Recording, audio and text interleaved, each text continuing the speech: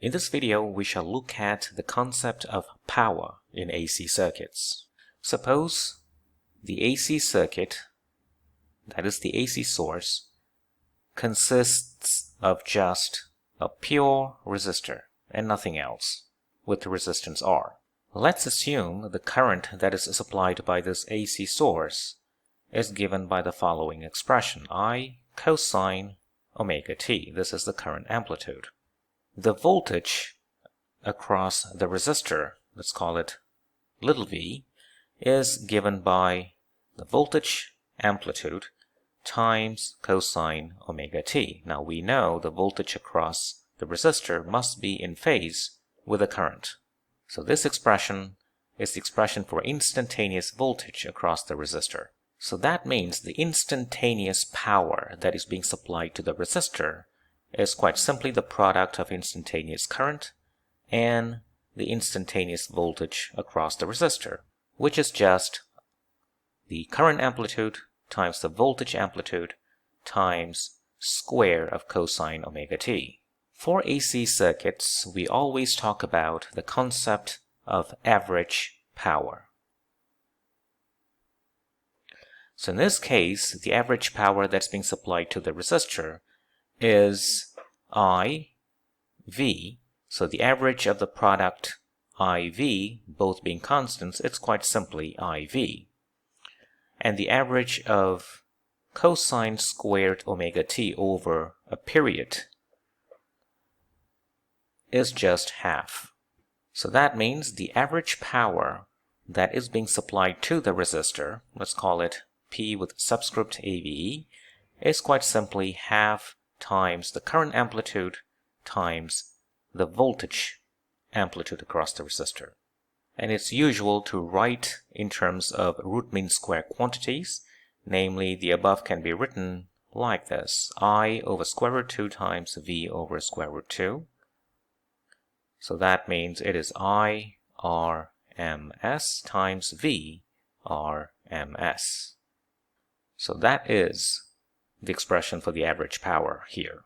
And since the RMS voltage is related to the RMS current in the following manner, we can also write the average power in terms of just voltage or in terms of just current.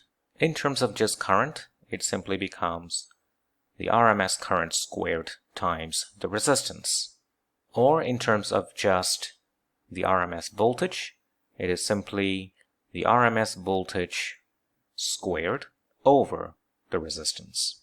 The existence of non-zero average power indicates energy is supplied to the resistor at every instant for both directions of I. Now let's see what happens if the circuit, the AC circuit, has only a pure inductor. Since the current is given by a cosine function, as we pointed out in an earlier example, we have seen the voltage across the inductor is given by the following expression. The voltage actually leads the current by 90 degrees. We know that.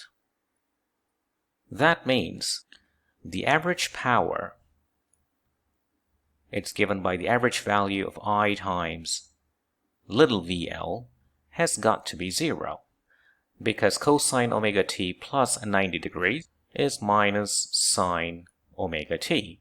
So the average value of cosine omega t sine omega t over a period is 0. What that means is the instantaneous power, which is a product of the current from the source times the instantaneous voltage across the inductor, can be positive or negative. When it is positive, the energy is being supplied to set up the magnetic field in the inductor. When it is a negative, the field is collapsing and the inductor is returning energy to the source. So that means the net energy transfer over one cycle is identically 0. The same thing happens when we have an AC circuit with just a capacitor. In this case, the voltage across the capacitor, the instantaneous voltage that is given by the voltage amplitude across the capacitor times cosine of omega t minus 90 degrees, because the voltage lags the current by 90 degrees for capacitors. So that means the instantaneous power, which is given by the product of I times Vc, is simply capital I, capital V sub c, cosine omega t times sine omega t, because cosine omega t minus 90 is indeed sine omega t. So when we calculate the average power by taking the average of that expression, you see that the constants will just follow, capital I and capital Vc. The average value of a constant is the constant itself. However, the average value of cosine omega t times sine omega t, which is half sine 2 omega t, will give you 0 over a complete cycle. So that means for this circuit, the average power is 0. What that means is energy is supplied to charge the capacitor and is returned to the source when the capacitor discharges, and therefore the net energy transfer over one cycle is again 0. What if in an AC circuit you have all these three devices, L, R, and C, and they're connected in series? From the phasor diagram, we know that if this represents the phasor of the electric current, the phasor of voltage across the resistor is in phase with that electric current and therefore is on top of that electric current phasor. The voltage phasor for inductor will be like that. Let's call it V sub L. And for the capacitor will be like that, V sub C. So if we assume that VL is greater than VC, the VL minus VC phasor will be in that direction. And the phasor representing the source voltage will be like that. Let's call it capital V, where capital V is given by capital I times the impedance of the circuit. And that angle is the phase angle. And as you can see from that circuit, we have a triangle like this. This is I times Z. This is VR, the amplitude voltage across the resistor, which is just I times the resistance, and that is the phase angle. So you see cosine of that phase angle equals R over impedance. And this expression has a term. It is known as the power factor of that AC circuit. How do we calculate the instantaneous power for such a circuit? It is given by I little v. Now I is capital I cosine omega t. Now this refers to that phasor. So namely, it is capital V, which is the amplitude of that voltage source. You see that it leads the current by that angle. So that means it should be written as cosine omega t plus that phase angle.